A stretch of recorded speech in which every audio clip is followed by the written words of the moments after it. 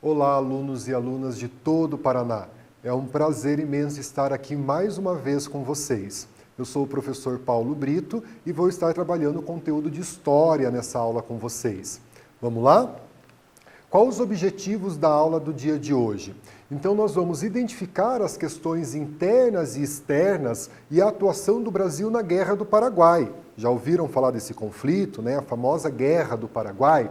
E a gente vai discutir um pouquinho as versões diferentes que tem acerca deste conflito.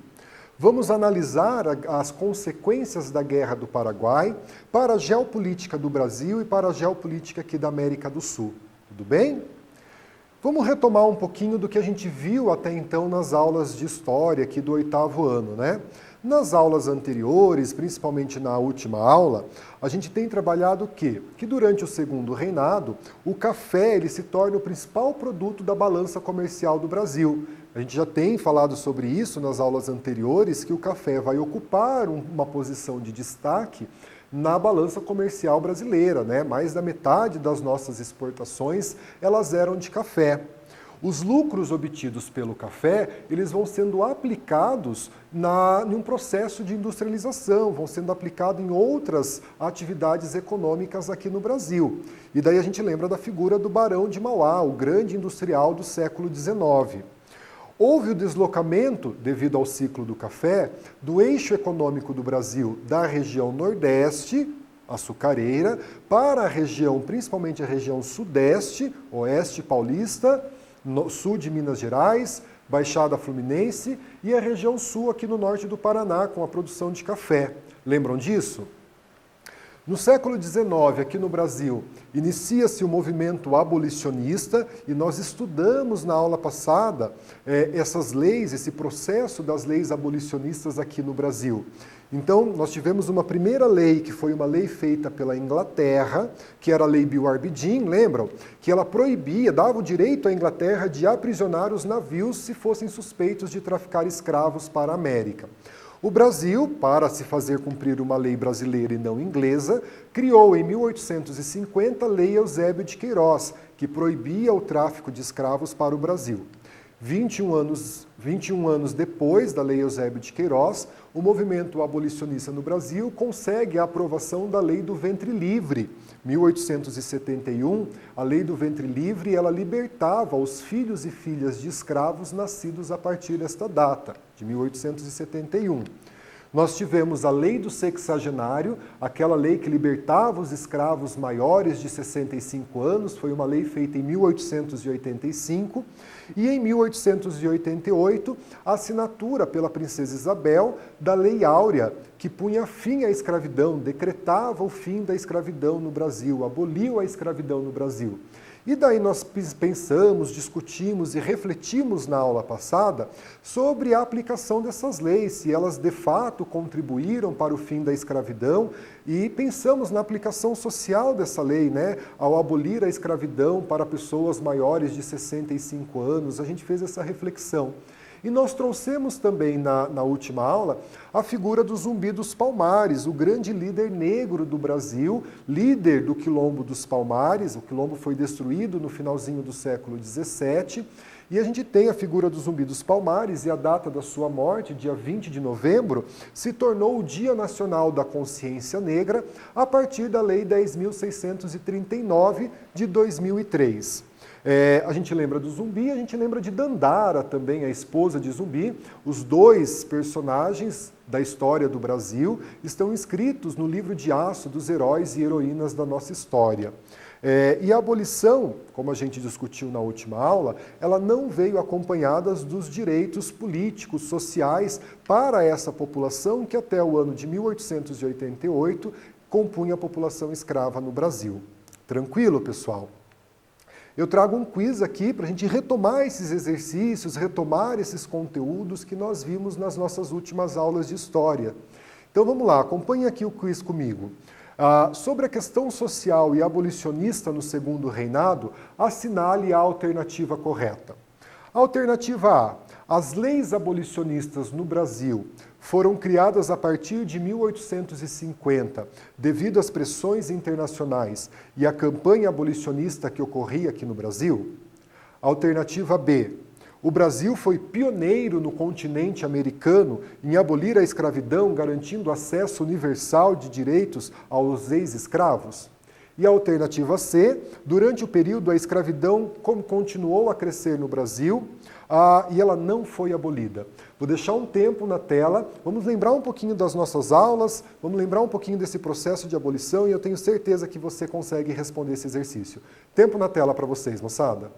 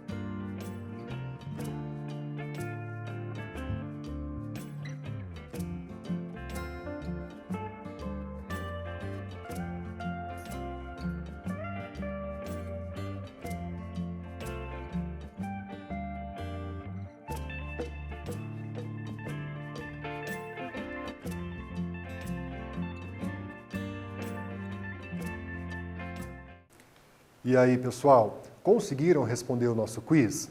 Afinal, qual é a resposta correta quando a gente pensa esse processo das leis abolicionistas no Brasil? Vou trazer a resposta aqui para vocês. Venham aqui comigo. Resposta correta, alternativa A. As leis abolicionistas no Brasil foram criadas a partir de 1850 com a Lei Eusébio de Queiroz. Devido às pressões internacionais, principalmente da Inglaterra, visando o nosso mercado consumidor, e a campanha abolicionista que começou no Brasil aí no século XIX. Tranquilo? A alternativa B está errada, porque o Brasil não foi pioneiro e também não garantiu o acesso universal de direitos aos ex-escravos. E a alternativa C diz que, durante o período do Segundo Reinado, continuou a crescer no Brasil a escravidão e ela não foi abolida, e a gente sabe que ela foi abolida em 1888. Muito fácil, né? Que bom, gente. Vamos lá aqui, A nossa aula de hoje a gente vai falar da Guerra do Paraguai. Retomamos então aí qual era o contexto que o Brasil vivia no século XIX para trazer esse conflito, que foi o grande conflito que aconteceu na América do Sul. Você se lembra aí talvez de outros conflitos além da Segunda Guerra Mundial que o Brasil se envolveu? A Guerra do Paraguai é um deles. Então, desde a época colonial, o Brasil ele tinha interesses na região platina, essa região mais ao sul do Brasil. Ele queria garantir o direito de navegação pelo Rio do Prata, uma questão geopolítica muito importante, né, essa navegação pelo Rio do Prata. Impedir que vaqueiros uruguaios atravessassem as fronteiras brasileiras e ocupassem territórios, principalmente no Rio Grande do Sul, e impedir que a Argentina anexasse o Uruguai. O Uruguai havia se tornado independente em 1828, estava se constituindo uma nação aqui na América do Sul, e a Argentina tinha interesses na anexação do Uruguai. Lembrando que o Uruguai ele se tornou independente do Brasil, na Guerra da Cisplastina. Dom João VI havia anexado o Uruguai ao Brasil e o Uruguai conseguiu a sua independência em 1828. Então a gente tem esses antecedentes, a gente tem esse contexto político e social que o Brasil e a América do Sul passavam por esse período, né? Quando que essa guerra teve início? Então ela vai ter início em 1864, vai durar cerca de 5 anos, né? Terminando em 1870. O navio brasileiro Marquês de Olinda, ele foi aprisionado no Mato Grosso pelas forças paraguaias a mando do presidente do Paraguai, Francisco Solano Lopes. Houve um avanço paraguaio na província brasileira de Mato Grosso, em 1864, e na província argentina de Corrientes, em 1865. O Paraguai era uma nação, neste período, com grande desenvolvimento econômico na região. Ela desafiava os interesses ingleses aqui na América, se tornando uma nação independente, se tornando uma nação industrializada. Isso começou a despertar, tanto aqui no Brasil, na Argentina, né, a desconfiança que o Paraguai pudesse ter pretensões expansionistas, né, que quisesse expandir o seu território e conquistar outras regiões. Em 1864, tem esse incidente de que o navio brasileiro Marquês de Olinda vai ser aprisionado por tropas paraguaias, dando início, então, a esse conflito, que é o conflito mais sangrento da América Latina, que é a Guerra do Paraguai. Se forma, portanto, uma tríplice aliança. A Argentina e o Uruguai eles apoiam o Brasil, formando essa tríplice aliança que vai lutar contra o Paraguai. Então nós vamos ter aí as forças brasileiras, as forças uruguaias e as forças argentinas, formando uma tríplice aliança contra o Paraguai. E essa tríplice aliança, a gente entende que ela foi uma reação ao autoritarismo do presidente paraguaio, considerado ditador, o Francisco Solano Lopes, que a gente passa a chamá-lo a partir de agora de Francisco Solano Lopes, a gente passa a chamá-lo de Solano Lopes. Havia os interesses ingleses. Então a Guerra do Paraguai ela tem como uma causa, que a gente destaca aqui, o descontentamento inglês com o modelo de desenvolvimento adotado pelo Paraguai. A Inglaterra ela estava em um grande desenvolvimento econômico devido à sua revolução industrial. Ela enxergava os territórios aqui na América do Sul como grandes mercados consumidores para os produtos industrializados e fornecedores de matéria-prima. Lembram que a Inglaterra, inclusive, era contrária à escravidão e queria o fim da escravidão aqui no Brasil e na América, não por interesses sociais, mas sim por interesses econômicos, de ter o mercado consumidor para os produtos oriundos da Inglaterra, né? A Inglaterra ela vai então favorecer a tríplice aliança, né, formada pelo Brasil, Argentina e Uruguai, contra o Paraguai nesse conflito. Então vejam que eram 3 grandes nações daqui da América, mas com o apoio da Inglaterra, para lutar contra o Paraguai. Eu trago aqui para vocês um mapa das principais batalhas que ocorreram na Guerra do Paraguai. Então vejam que nós vamos ter batalhas aqui no Rio Grande do Sul, nós vamos ter batalhas principalmente no território paraguaio, nós vamos ter batalhas aqui na região de Mato Grosso do Sul, em algumas regiões da Argentina. São as principais batalhas que ocorreram durante a Guerra do Paraguai e a gente vai falar um pouquinho mais dessas batalhas ou dessas principais batalhas que ocorreram neste conflito. Eu trago aqui para vocês uma atividade muito tranquila da gente fazer. Tenho certeza que você vai acertar aí na tua casa, vai fazer essa atividade depois do que a gente estudou. A atividade diz o seguinte, ó, quais países formaram a Tríplice Aliança na Guerra do Paraguai? Então, letra A, Brasil, Argentina e Bolívia. Letra B, Argentina, Chile e Uruguai. Ou alternativa C, Brasil, Argentina e Uruguai. Vamos lá? Vou pôr um tempo aqui na tela, reflitam, pensam e tragam a resposta correta para o professor. Beleza? Tempo para vocês fazerem, gente.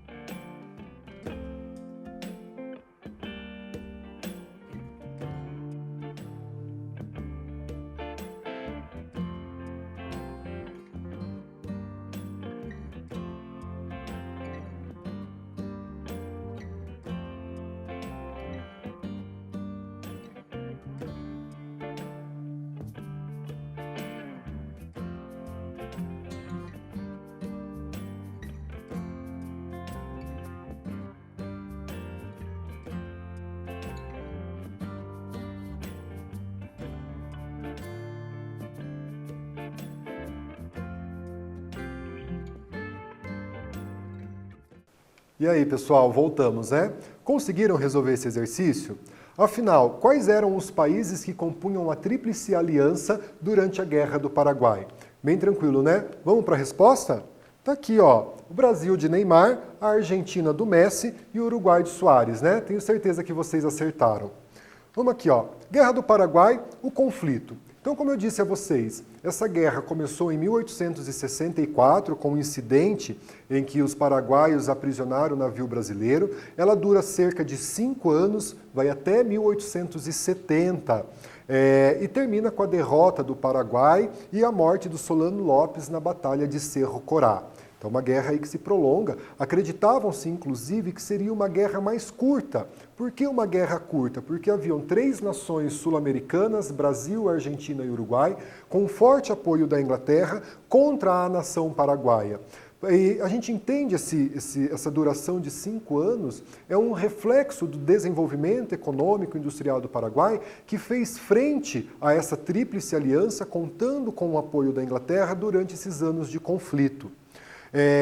Então se acreditava nessa guerra curta, né, que não aconteceu, como a gente viu aí foram quase 5 anos de conflito, e atraiu brasileiros de diversas regiões, principalmente de camadas mais pobres da sociedade brasileira, que foram atraídas pela possibilidade de ganhos reais com a Guerra do Paraguai, uma vez que o Estado brasileiro recompensaria as pessoas que lutaram na guerra com terras ou com alguns ganhos financeiros. E passaram então a compor esse corpo chamado Corpo de Voluntários da Pátria, né? O Brasil começou a recrutar essas pessoas, em grande parte de parcelas mais pobres da população, e inclusive escravos, com a promessa de que seriam alforreados, que seriam libertos pós a Segunda Guerra, pós a Guerra do Paraguai. E eu trago aqui, lembra que eu disse a vocês que a gente ia ver as principais batalhas? Nós tivemos uma série de batalhas, né, durante a Guerra do Paraguai. Eu trago 3 principais batalhas para a gente entender um pouquinho a dimensão deste conflito. Então a primeira batalha que eu trago aqui para vocês, que é a Batalha do Riachuelo, depois a gente vai até ver uma representação dessa batalha de um desenho feito pelo Victor Meirelles. Ela foi em 1865, aconteceu na Argentina, na província de Corrientes. Província é como os argentinos chamam o estado, a gente fala estado do Paraná, eles chamam província até os dias de hoje, né? Às margens do rio Riachuelo. Foram envolvidos quase 3.000 soldados paraguaios, 2.500 soldados brasileiros, e quem foi vencedor foi a Tríplice Aliança, né? Brasil, Argentina e Uruguai sai vitorioso desse conflito da Batalha do Riachuelo. Trago uma segunda batalha para vocês aqui, que é a Batalha do Tuiuti. Essa batalha aconteceu em 1866, foi lá no sul do Paraguai, ao lago, né, às margens do lago Tuiuti, 23.000 soldados paraguaios. Vejam que a outra batalha de Riachuelo, que a gente acabou de ver, tinha cerca de 2.500 soldados brasileiros, 2.000 e poucos soldados paraguaios. Essa, 23.000 soldados paraguaios e 35.000 soldados dos aliados da Tríplice Aliança. Então, havia uma composição de forças nessa batalha, embora numericamente superior para os aliados, para a Tríplice Aliança, o Paraguai compunha com 23.000 soldados e foi uma das batalhas mais sangrentas que a gente tem no conflito, também com a vitória da Tríplice Aliança. Trago aqui para vocês a Batalha de Cerro Corá, que é a última batalha do conflito, aquela em que o ditador presidente do Paraguai, Solano Lopes, vai ser assassinado. Em março de 1870, vejam que as forças paraguaias, de 250 soldados apenas, nos anos finais do conflito, 1869, 1870, já não havia tantos homens adultos no Paraguai para compor as tropas paraguaias. E Solano Lopes passou a recrutar até mesmo crianças, adolescentes e uma população idosa para lutar neste conflito. Então haviam, na Batalha de Cerro Corá, cerca de 250 soldados paraguaios para um contingente de 4.500 soldados aliados. Então veja aí que é um número bem maior de soldados aliados, frente a um exército composto, né, o exército paraguaio composto no final do conflito por soldados, né, assim dizendo, soldados, mas pessoas recrutadas que não tinham experiência militar, que não eram militares. Grande parte da parcela desses 250 soldados, de crianças, adolescentes e pessoas idosas. Duque de Caxias, que foi um dos principais militares brasileiros na Guerra do Paraguai, em alguns relatos que ele fez da guerra, ele se recusa a lutar, a colocar as tropas aliadas, principalmente as tropas brasileiras, para lutar com um exército composto, na sua maioria, por crianças e idosos. Essa batalha foi vencida pela Tríplice Aliança e ela marca também a morte do presidente ditador paraguaio Solano Lopes. Eu trago aqui para vocês essa ilustração do Victor Meirelles, feita em 1882. O Victor Meirelles fez vários quadros do período do Segundo Reinado, então esse aqui foi uma encomenda que foi feita ao Victor Meirelles, e ele traz essa representação da Batalha do Riachuelo, né? Então ele vai trazer esse fundo, né, de guerra para retratar esse temor da guerra. Aí ele traz as bandeiras aí dos países, né, que estavam envolvidos, de algumas províncias que estavam envolvidas. Aqui atrás um navio paraguaio, né, a bandeira paraguaia, esse navio destruído, né, a rendição das tropas paraguaias aqui na terra. Vejam, mais um navio paraguaio destruído. E essa pintura do Victor Meirelles, ele faz parte desse nosso imaginário que o Brasil vai construir a partir das imagens, né, e o Victor Meirelles e outros artistas fizeram, de grandes fatos da história do Brasil, como foi a Guerra do Paraguai, para enaltecer a imagem e a participação do Brasil neste conflito. Trago aqui uma atividade, a nossa terceira atividade. Então, assim, várias foram as batalhas durante a Guerra do Paraguai, e aqui o ano do conflito.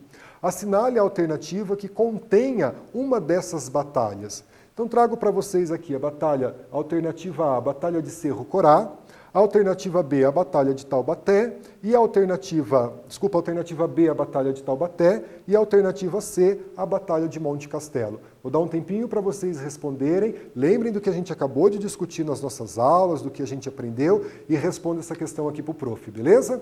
Um abraço, moçada. Estou aguardando.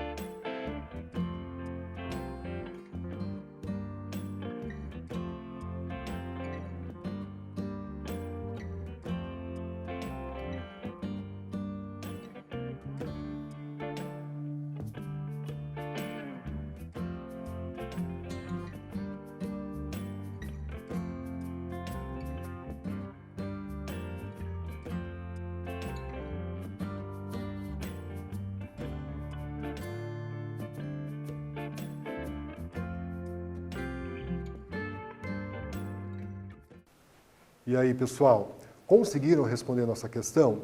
Muito fácil, né? Vamos ver qual é a alternativa correta? É a Batalha de Cerro Corá, em 1870, a batalha final da Guerra do Paraguai, a que colocou fim ao conflito, e tem a morte do ditador paraguaio, o presidente Solano Lopes, em 1870. Batalha de Taubaté, nós não tem essa batalha durante a Guerra do Paraguai, e a Batalha de Monte Castelo foi a batalha em que os brasileiros participaram da Segunda Guerra Mundial lá na Itália. Então não foi também a alternativa C. Muito tranquilo de responder, né? Que bom que vocês estão acompanhando as nossas aulas. Pessoal, a vitória da Tríplice Aliança, né? A vitória da Tríplice Aliança formada pelo Brasil, Argentina e Uruguai. A vitória da Tríplice Aliança ela ocorreu em 1870 na batalha conhecida como Cerro Corá. Nós acabamos de estudar a batalha e fizemos um exercício sobre ela. O exército paraguaio contava nessa batalha, como nós vimos, com cerca de 250 soldados, muitos deles compostos por crianças e idosos, contra mais de 4.000 soldados da Tríplice Aliança. O presidente paraguaio foi morto nessa batalha de Cerro Corá e daí chega ao fim ao conflito da Guerra do Paraguai. Agora, a gente precisa entender quais são as consequências desse conflito, não é? Foi uma batalha extremamente violenta. As perdas humanas elas foram imensas, principalmente para a população paraguaia. Estima-se, né, que do lado brasileiro, 50.000 soldados morreram. Do lado paraguaio, 60% da população padeceu nesse conflito. Alguns historiadores trazem que mais de cada 10 homens adultos no Paraguai, 9 morreram nesse conflito. O Paraguai não tinha homens adultos praticamente não tinha homens adultos pós a Guerra do Paraguai, porque eles foram enviados para a guerra e morreram nesse conflito. Então a gente tem uma perda de vidas humanas imensa nesse conflito. E as consequências? O Brasil saiu-se vitorioso, quais serão as consequências para o Brasil, para a Tríplice Aliança e para o Paraguai? O aumento da dívida externa, as finanças do Brasil elas foram abaladas, então não porque o Brasil saiu-se vitorioso que ele vai ter ganhos com o conflito. Nós pegamos dinheiro emprestado de quem? Da Inglaterra, para poder financiar as tropas brasileiras no conflito. Então a gente tem um aumento da dívida externa, o Brasil saiu da guerra devendo. Fortalecimento do Exército enquanto uma instituição. O Exército brasileiro que lutou na Guerra do Paraguai saiu-se fortalecido enquanto uma instituição e ele passa a exigir uma maior participação política na vida do Brasil.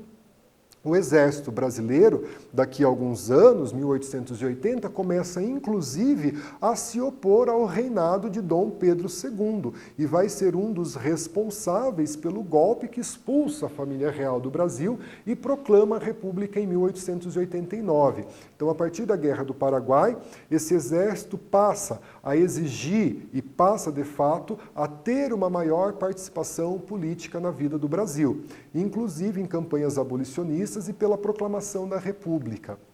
Cerca de 90% da população masculina do Paraguai foi exterminada neste conflito, foi o que o prof. Acabou de dizer para vocês. De cada 10 homens adultos, 9 morreram no conflito, então deixaram muitas viúvas, crianças órfãos. E o exército brasileiro, o exército da Tríplice Aliança, passou, após a Guerra do Paraguai, a ocupar essas terras que antes pertenciam a esses paraguaios que foram mortos no conflito, gerando um conflito pela posse de terras que chega até os dias de hoje no Paraguai. Endividamento dos países envolvidos na guerra, não só do Brasil, mas da Argentina, do Uruguai e principalmente do Paraguai, porque o Paraguai ele vai ser responsabilizado pelo conflito, destruído economicamente, com graves problemas políticos e sociais. 60% da população paraguaia padeceu no conflito. O Paraguai, mesmo assim, vai ser responsabilizado e ter que pagar as indenizações para a Tríplice Aliança. Obviamente, o Paraguai não vai ter dinheiro para fazer a reconstrução do país e pagar as indenizações. Isso fez com que agravasse ainda mais os problemas sociais paraguaios. A Guerra do Paraguai. O exército, que defendeu uma participação política na vida do Brasil, ele se posiciona ele passa a ter simpatia pela causa republicana, pela proclamação da República e que o Brasil passasse a ter um presidente, e eles passam também a se opor contra a escravidão no Brasil, como o prof. já explicou para vocês, e eles passam a se opor à monarquia de Dom Pedro II. Eles passam a defender, então, que o Brasil mude o seu regime político e passe a ter presidente, como acontecia em praticamente toda a América. Após a Guerra do Paraguai, sem apoio dos militares, o segundo reinado brasileiro vai iniciar um período de decadência e crise. Então a gente vai ter a crise do segundo reinado a partir de 1870. Nós estudamos a consolidação do segundo reinado em 1840, lembram-se disso? Com o golpe da maioridade, os 10 primeiros anos do governo de Dom Pedro II, o auge do segundo reinado ali em 1850, 1860, né, até mesmo com uma coalizão de políticos conservadores e liberais, e a partir de 1870 a gente tem a decadência do segundo reinado no Brasil. O Paraná participa desse conflito, estima-se, né, segundo Davi Carneiro, o Paraná cedeu cerca de 2 mil soldados para esses conflitos, 2 mil pessoas para esse conflito, e quase 500 como voluntários da pátria, né? Para os políticos locais do Brasil, do Paraná neste período, enviar soldados para a guerra reforçava os laços de poder e vínculo com os militares. Então era uma forma deles terem prestígio com a classe militar, que vai então ter uma maior participação política no Brasil. Vamos fazer essa atividade, a nossa última atividade aqui com vocês. Quais as consequências da Guerra do Paraguai? Após vencer a guerra, alternativa a economia do Paraguai se tornou a maior da América do Sul. Letra B, mesmo com a vitória, a dívida externa brasileira ela aumentou. C, a perda de vidas humanas foi pequena no conflito. Praticamente todos os soldados brasileiros voltaram desta guerra. Tempo na tela para você responder esse exercício para o professor. Vamos lá?